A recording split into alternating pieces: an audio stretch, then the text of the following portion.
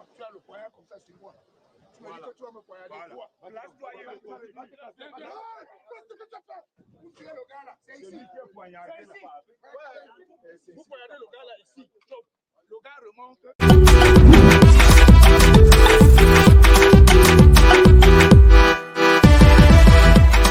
Salut à tous et bienvenue une fois de plus sur ma chaîne YouTube. Vous êtes à présent sur le Ndolé Show et aujourd'hui nous allons une fois de plus revisiter les sujets d'actualité au Cameroun qui s'est marqué cette soirée ou je pense hier puisque j'ai filmé cette vidéo à partir des États-Unis, qui s'est marqué hier par le phénomène des microbes. Je ne sais pas si vous vous en rendez compte, les microbes deviennent de plus en plus un sujet sérieux au Cameroun et l'insécurité se fait de plus en plus grandissante. Donc, les autorités de la ville de Douala ont fait tout ce qui est à leur pouvoir, bien sûr. Je pense qu'ils sont encore en train de faire mieux pour pouvoir mettre ces microbes, autant qu'on microbes, qui en fait sont des grands bandits, hors d'état de nuit. Donc, Equinox a fait un super reportage là-dessus et je vais juste partager un peu avec vous ce qui s'est passé si vous avez manqué cette dernière information venant du Cameroun. Donc, suivons la vidéo et je vous reviens tout de suite. À tout à l'heure. Les bourreaux de Blaise et Yango, désormais au nombre de 13 présumés meurtriers dans l'attaque de Bali, Bonapriso, de vendredi dernier. Tous détenus à la police judiciaire, la reconstitution du crime a eu lieu ce jour.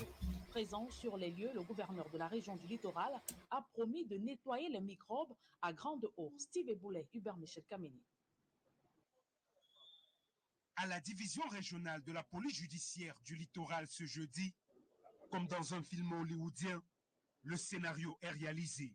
Voici les 13 acteurs. 5 poignards, leur âme d'opération. Ils ont assassiné Eyango Blaise en début de week-end dernier. C'est l'heure de la reconstitution des faits. C'est au quartier Bali, dans le premier arrondissement de Douala, que le drame s'est produit. Dans cette station-service, les présumés meurtriers reproduisent la scène.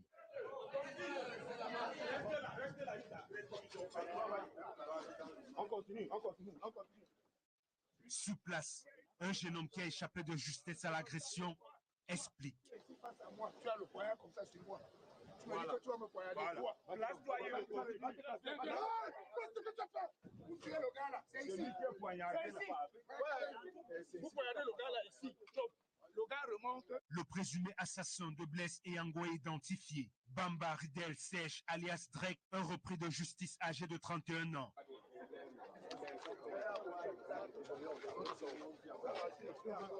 Il n'est pas à son premier forfait. C'est tout le quartier qui était pris d'assaut par des assaillants le soir du crime. Rue Monguier, Carrefour Anatole, ils étaient partout, opérant dans les boutiques, les maisons d'habitation et les stations-service.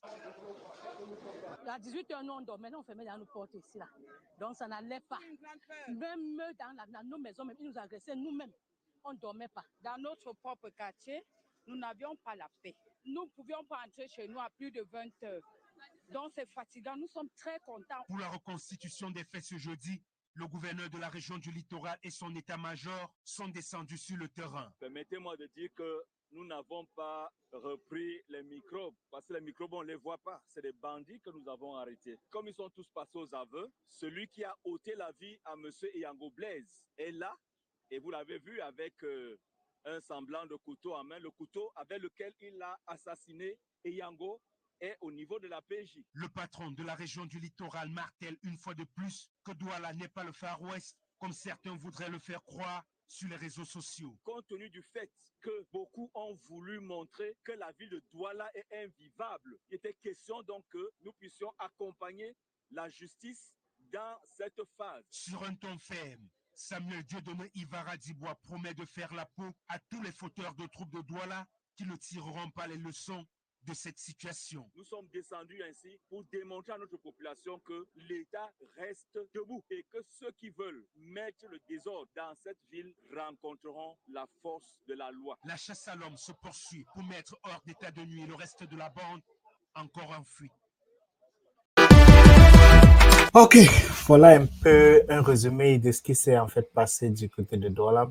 Et pour vous dire vrai, ce phénomène, au lieu plutôt de se focaliser sur les effets visibles de ce phénomène-là, je pense que le gouvernement devait plus s'attarder sur les causes. Puisque ces jeunes-là, s'ils se retrouvent en train d'agresser, en train de tuer les gens de la sorte, c'est parce que ces gens-là n'ont rien à faire. Ces gens-là n'ont pas de travail. Ces gens-là n'ont rien à faire pour s'occuper. Comme il y a un adage en anglais qui dit An idle mind is the devil's workshop. Ce qui veut dire qu'un esprit qui vagabonde, un esprit qui n'a rien à faire, généralement devient, comment on appelle ça, devient un studio, c'est difficile de trouver les mots en français, mais devient un terrain fertile pour les activités diaboliques, quoi. C'est-à-dire un esprit qui vagabonde, un esprit qui n'a rien à faire, un esprit qui n'est pas occupé. Ce qui veut dire que quoi? Pour la majorité de ces jeunes-là, ils n'ont rien à faire. Ce sont les gars qui sont au chômage. Ce sont les gars qui ont essayé plusieurs activités, ça n'a pas marché.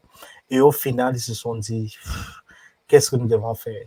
Tout ce qu'on essaie de faire, ça ne marche pas. On essaie d'ouvrir un comptoir, le gouvernement, la mairie vient nous casser. On essaie de faire telle chose, les taxes. On essaie de faire choses. Donc, je ne veux pas entièrement verser la responsabilité sur le gouvernement parce que quelque part aussi, les parents, les familles dans lesquelles ces gens-là ont grandi ont aussi beaucoup à voir dans ça. Certains parmi eux ont grandi sans parents. Certains parmi eux, la délinquance a commencé très jeune. Certains parmi eux ont grandi dans les quartiers difficiles. Donc, je ne veux pas dire que la responsabilité à 100% vient du gouvernement. Mais, par contre, pour ceux parmi eux qui ont un certain niveau d'études, si après les études, ils avaient pu trouver un moyen de s'insérer dans la société, de pouvoir gagner dignement leur vie. Et si ceux qui sont venus avant qu'eux, c'est-à-dire leurs parents, avaient pu aussi avoir un emploi décent pour pouvoir élever leur famille dans des endroits, dans les quartiers, tu vois, un peu décents, je pense que leur progéniture aurait pu avoir un futur différent. Donc, il y a plusieurs causes qui sont à l'origine de ces actes-là. Et pour beaucoup, vraiment, au Cameroun, ces derniers temps-ci, pour beaucoup, c'est le chômage qui amène les gens à pouvoir commencer à avoir ce genre de vie-là, c'est-à-dire la débauche. C'est ça qui amène beaucoup plus de Camerounais à pouvoir perdre complètement la route et se retrouver à vivre ce genre de vie. Donc, ça, c'était un peu pour donner mon point de vue là-dessus. Je pense que c'est un 50-50 en fait. Le gouvernement a sa part de responsabilité dans ça. N'est pas donné suffisamment d'opportunités, d'avenues pour que ces jeunes-là puissent trouver quoi faire, s'occuper ou pouvoir gagner leur vie décemment. Et quelque part aussi, nous pouvons aussi voir que les parents, la famille, les quartiers, l'environnement, les amis, l'environnement en général dans lequel ces gens-là grandissent, les quartiers dans lesquels ils grandissent, quelque part aussi, je pense qu'ils ont beaucoup à voir. Donc, c'était tout pour cette sortie de Ndolé Show. Je vous revois à très bientôt pour une nouvelle vidéo. Prenez soin de vous. Ciao, ciao. À tout à l'heure.